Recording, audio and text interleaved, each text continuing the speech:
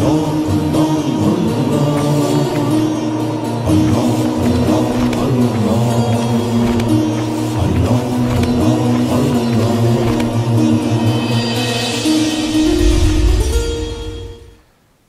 باللہ من الشیطان الرجیم، بسم اللہ الرحمن الرحیم۔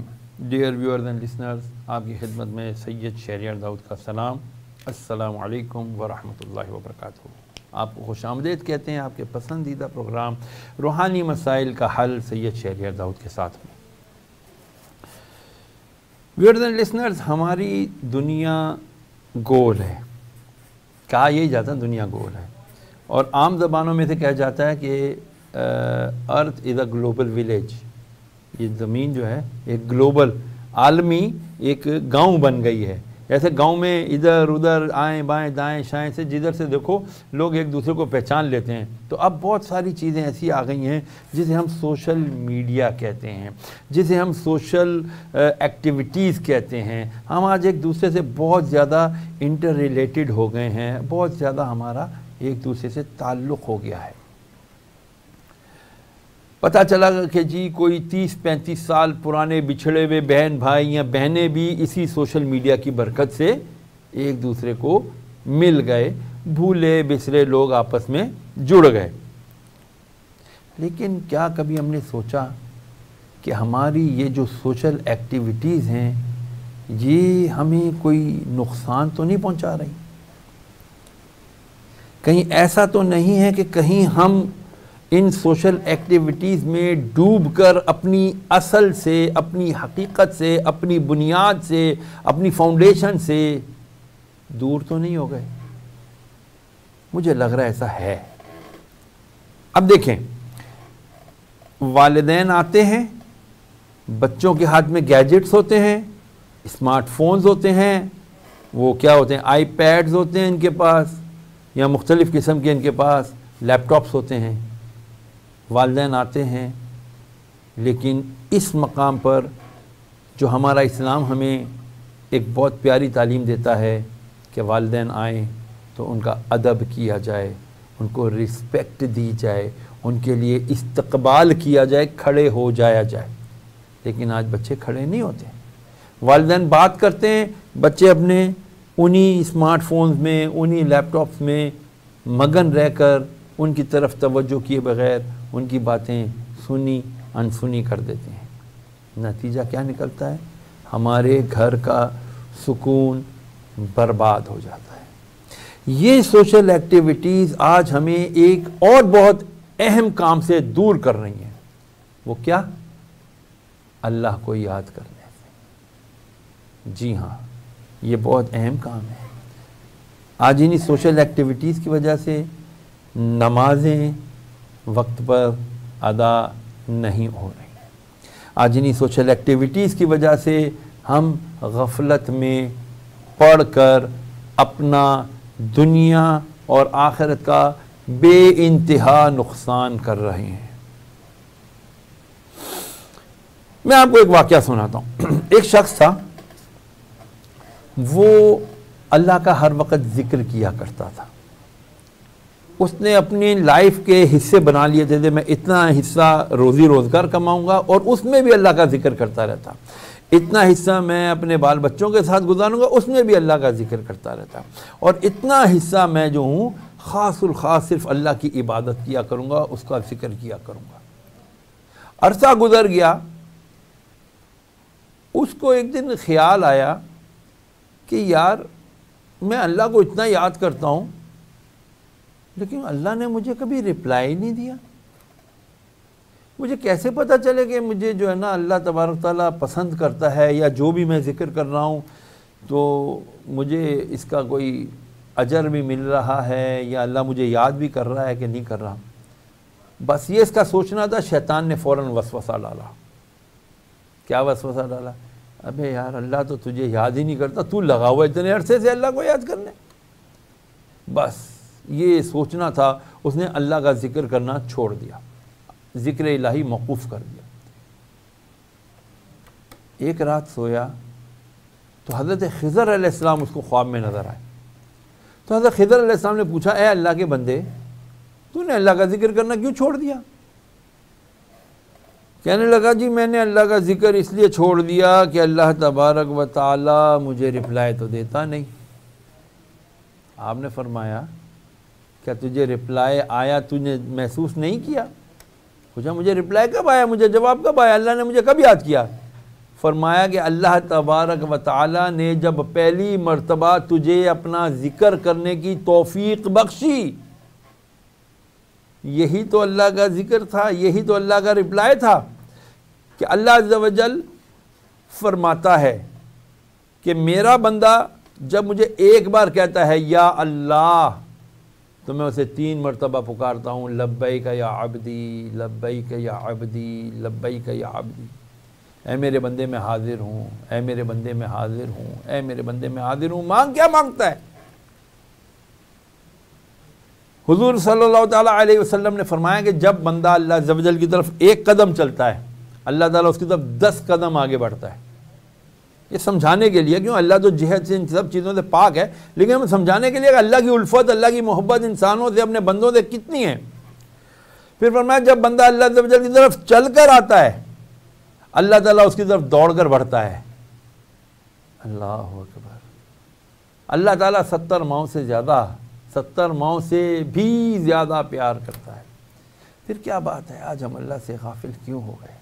پھر ہمیں فون، میسیجز، سوشل میڈیا کے تھرو ہی سوالات، سر جی پتہ نہیں کیا خطا ہو گئی، ہماری کوئی دعائی اللہ نہیں سنتا، پتہ نہیں کیا خطا ہو گئی، ہمارے کام ہی پورے نہیں ہوتے، پتہ نہیں کیا خطا ہو گئی کہ ہمارے معاملات ہی سیدھے نہیں ہو کے دے رہے، پتہ نہیں کیا خطا ہو گئی، سونے کو پکڑتے ہیں مٹی ہو جاتا ہے، ہوتے ہوتے کام رک جاتے ہیں، کوئی کام پائے تکمیل تک پہنچ نہیں پاتا، پتہ نہیں کیا خطا ہو گئی۔ یہ جو ورڈ ہے نا، پتہ نہیں کیا خطا ہو گئی، پتہ نہیں ہم نے کون سا گناہ کر دیا، یہی وہ غفلت ہے، یہی وہ ہماری غفلت ہے جو ہمیں اللہ عز و جل کے قریب نہیں ہونے دیتی۔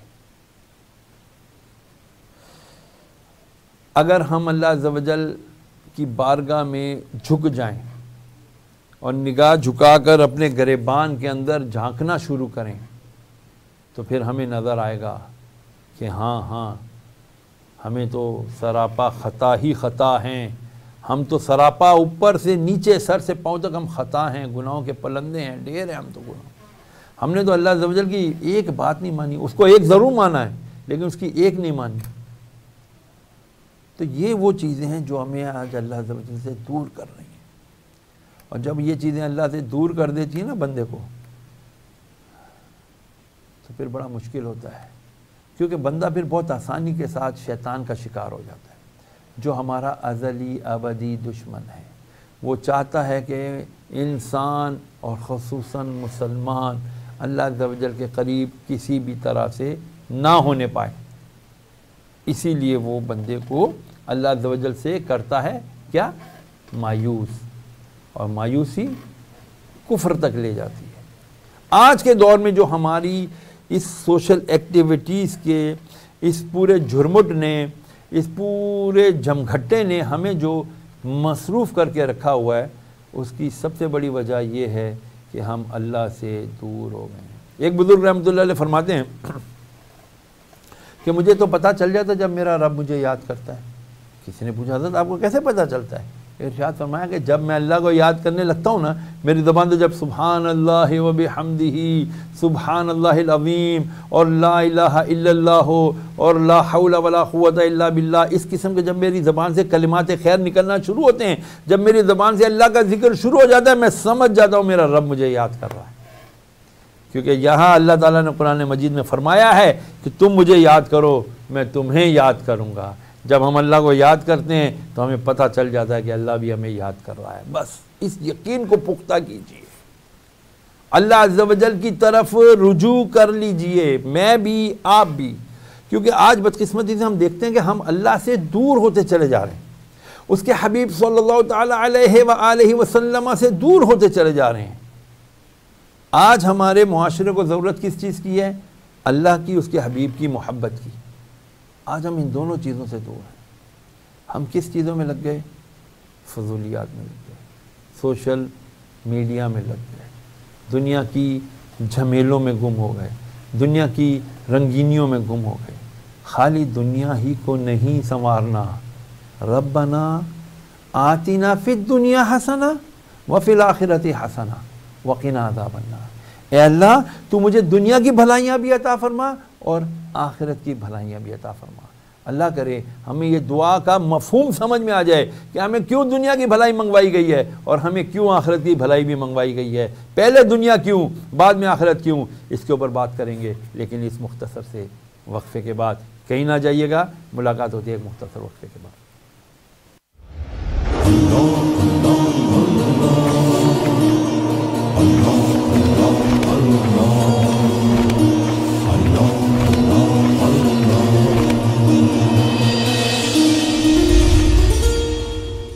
بسم اللہ الرحمن الرحیم، welcome back viewers and listeners. ہم جب بریک پر جا رہے تھے تو اس سے پہلے میں نے ایک دعا آپ کے سامنے قرآن مجید کی تلاوت کی، اور وہ تھی ربنا آتینا فی الدنیا حسنہ وفی الآخرۃ حسنہ وقنا عذاب النار۔ اے اللہ تو مجھے بھلائیاں دے دنیا کی اور بھلائیاں دے آسان آخرت کی، اور مجھے عذاب قبر سے بچا لے۔ اس میں دنیا پہلے مانگی گئی ہے، آخرت بعد میں مانگی، کیوں؟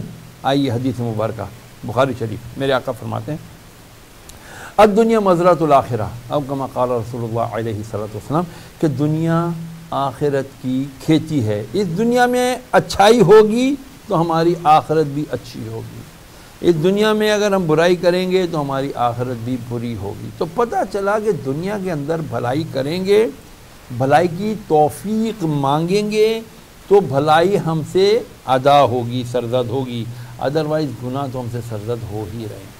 تو اپنے آپ کو گناہوں سے بچانا، بھلائیوں کی طرف آنا، یہ ہمارے لیے ضروری ہے، اور اس کے لیے کیا کرنا پڑے گا؟ اللہ کی طرف رجوع کرنا پڑے گا، کہ جو اللہ کی طرف بڑھتا ہے اللہ اس سے زیادہ ہماری طرف بڑھتا ہے۔ ہمیں دیکھنا ہے کہ ہمیں اللہ عز و جل کی محبت چاہیے یا نہیں۔ جیسا کہ ایک قبیلے والے آئے کہتے ہیں اے اللہ کے رسول صلی اللہ علیہ وسلم، ہم تو اللہ سے بڑی محبت کرتے ہیں، تو اللہ تبارک تعالیٰ نے فوراً وحی بھیجی، قل ان کنتم تحبون اللہ فاتبعونی یحببکم اللہ۔ اے محبوب صلی اللہ تعالی علیہ وآلہ وسلم، آپ ان سے فرما دیجئے، یہ جو محبت کا دعویٰ کر رہے ہیں نا مجھ سے کہ ہم اللہ سے محبت کرتے ہیں، فرمایا آپ ان سے فرما دیجئے کہ اگر تم اللہ سے محبت رکھتے ہو، اللہ سے محبت کرتے ہو، تو میری پیروی، کس کی؟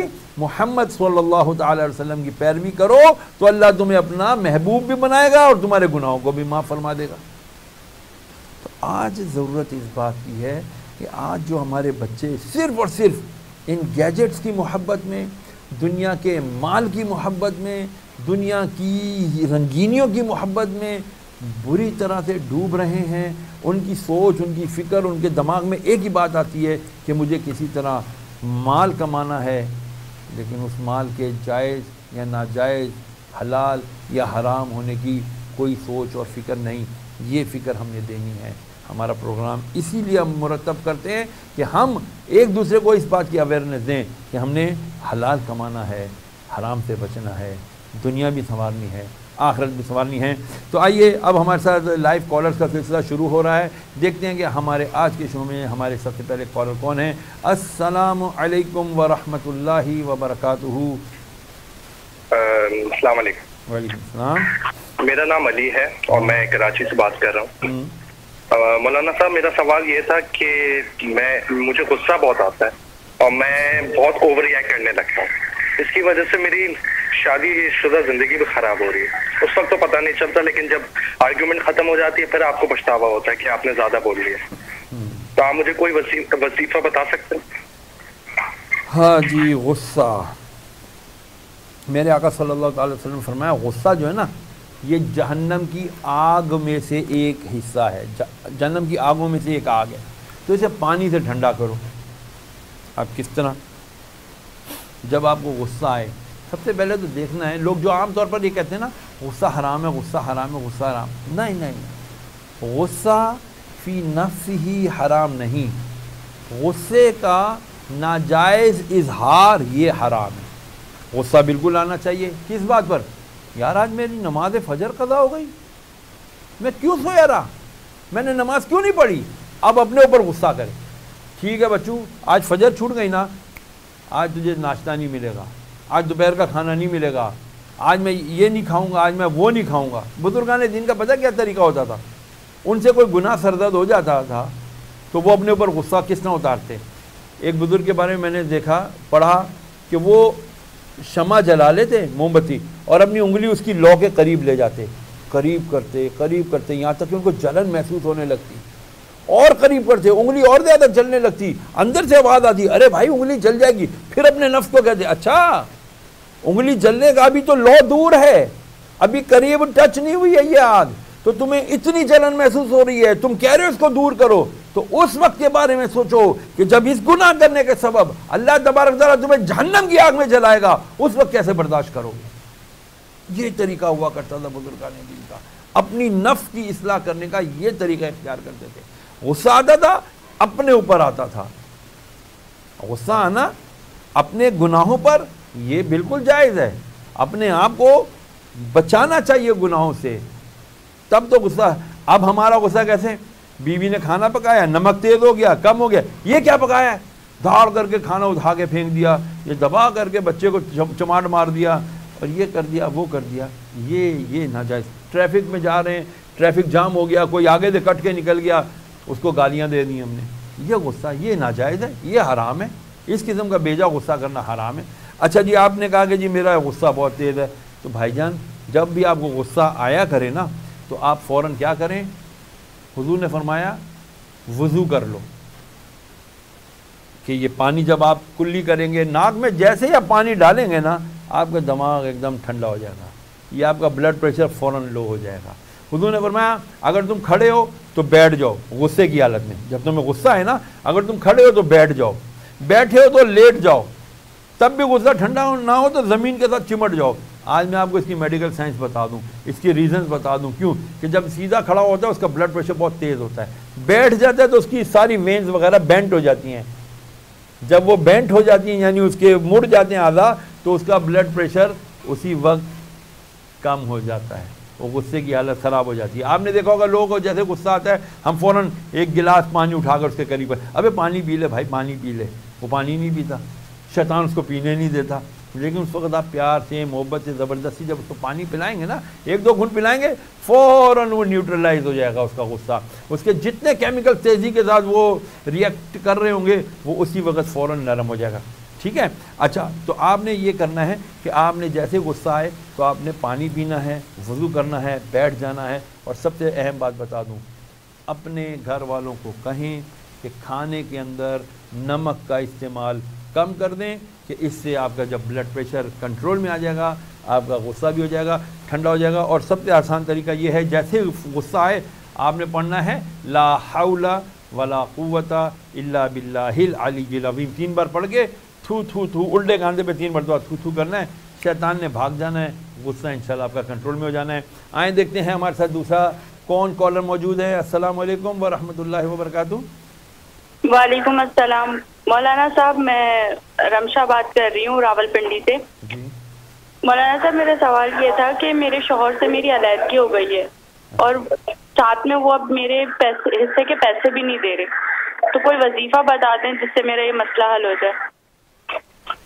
اچھا بہن آپ نے بتایا کہ شوہر سے ہو گئی ہے علیحدگی. علیحدگی سے میں کیا مراد لوں؟ کیا آپ ناراض ہو کے امی کے گھر چلی گئی ہیں یا خدا نخواستہ طلاق ہو گئی ہے؟ تو بہرحال دونوں صورتوں میں آپ کو کرنا کیا ہے وہ میں آپ کو بتا رہا ہوں کہ اگر آپ کی خدا نخواستہ طلاق ہو گئی ہے تو آپ قانونی مطلب راستہ بھی آپ اختیار کر سکتی ہیں کہ جی آپ قانونی طریقے سے اپنا حصہ لیں، اپنا حق لیں، کہ وہ حق دینے پر اس کے لیے وہ شریعت نے اس کو لازم کیا، اس کو پابند کیا کہ وہ دے. اس کے علاوہ اگر خدا نخواستہ آپ ناراض ہو کر گھر پہ بیٹھی ہیں، امی کے گھر بیٹھی گئی ہیں، تو پھر آپ ایک کام کریں کہ آپ نے پڑھنا ہے یا معیدو یا راجعو. یہ تمام ان بہنوں کے لیے، بھائیوں کے لیے جن کی بیویاں ناراض ہو گئی ہیں یا جن کے شوہر ناراض ہو گئے ہیں یا جن کی امی ناراض ہو گئی ہے یا جن کے ابو ناراض ہو گئے ہیں، جو بھی کوئی ناراض ہو گیا ہے تو وہ 313 مرتبہ پڑھے یا معیدو یا راجعو. انشاءاللہ یہ پڑھیں اور پڑھ کر دعا مانگیں کہ جو بھی ناراض ہے اللہ تبارک تعالیٰ اس کو راضی کر دے اور وہ آپ کے پاس آ جائے یا آپ کو اپنے پاس بلا لے. انشاءاللہ العزیز یہ ہمارا اس سے انشاءاللہ العزیز آپ کا مسئلہ یہ حل ہو جائے گا. ہمارے پروگرام کا جو ہے اختتام قریب ہے اور ہم اپنے پروگرام کے اختتام سے پہلے آپ کو ایک وظیفہ بتانا چاہتے ہیں کہ آپ جب یہ وظیفہ اختیار کرو گے, پڑھو گے, تو انشاءاللہ العزیز اللہ تبارک و تعالیٰ آپ کو انشاءاللہ بہت برکتیں عطا فرمائے گا. یاد رکھیے گا آج کے دور میں ہر ایک اپنے رزق کی تنگی کے لیے بہت پریشان ہے. فجر کی نماز پابندی سے پڑھیں. فجر کی نماز سے پہلے حضور نبی کریم صلی اللہ علیہ وسلم کی صحیح حدیث مبارکہ ہے, ایک صحابی کہتے ہیں یا رسول اللہ میری روزی تنگ ہو گئی ہے, تو آپ نے ایک تو یہ فرمایا کہ لگتا ہے تو اپنے والدین کے لیے دعائے مغفرت کرنا چھوڑ چکا ہے. اپنے والدین کے لیے دعائے مغفرت کرنا چھوڑ دینا ہماری رزق میں تنگی کا سبب بنتا ہے, چاہے والدین حیات ہوں یا وفات پا چکے ہوں. دوسری بات حضور نے فرمایا, ایک اور صحابی نے کہا یا رسول اللہ میری فقر و فاقہ ہے گھر میں, فرمایا تو تم فرشتوں کی تسبیح کیوں نہیں پڑھتے؟ پوچھا یا رسول اللہ فرشتوں کی تسبیح کیا ہے؟ فرمایا سبحان اللہ و بحمدہ سبحان اللہ العظیم, سبحان اللہ و بحمدہ سبحان اللہ العظیم. یہ 101 مرتبہ ایک تسبیح پڑھنی ہے. آپ نے فجر کی نماز کے پہلے, نماز سے پہلے آپ نے یہ پڑھنی ہے. سنتیں اور فرض سے پہلے آپ یہ پڑھ کے پھر سنتیں اور فرض پڑھیں اور اس کے بعد ہاتھ اٹھا کر دعا مانگیں. دیکھیں میں آپ کو بار بار کہتا ہوں, ہم جو بھی وظیفہ پڑھیں, ہم عموماً کرتے کہ عوام کا عام رجحان یہ ہے, طریقہ کار یہ ہے, وہ بس وظیفہ پڑھتے ہیں پھر پوچھتے ہیں حضرت ہم نے اتنے دن پڑھ لیا کچھ بھی نہیں ہوا. ارے وظیفہ پڑھنے کے بعد ہاتھ اٹھا کے دعا مانگی تھی؟ نہیں جی وہ تو نہیں مانگی تھی, آپ نے کہا ہی نہیں تھا. اور بھائی میں آپ کہہ رہا ہوں آپ سے سب سے ہاتھ جوڑ کر کہ جب بھی کچھ بھی عمل کریں, جو بھی خیر کا عمل کریں, اس کے بعد ہاتھ اٹھا کر دعا مانگیں یا اللہ ہم نے یہ کیا ہے, ہمارے اس عمل کو قبول فرما اور مولا کریم اس کی ہمیں برکت عطا فرما. آج کا پروگرام ہمارا یہاں پر ہوتا ہے اختتام پذیر, اس یقین اور اس امید کے ساتھ کہ آپ اپنا بہت خیال رکھیں گے اور ہمیں اپنی دعاؤں میں یاد رکھیں گے. اجازت دیجیے, السلام علیکم ورحمۃ اللہ وبرکاتہ.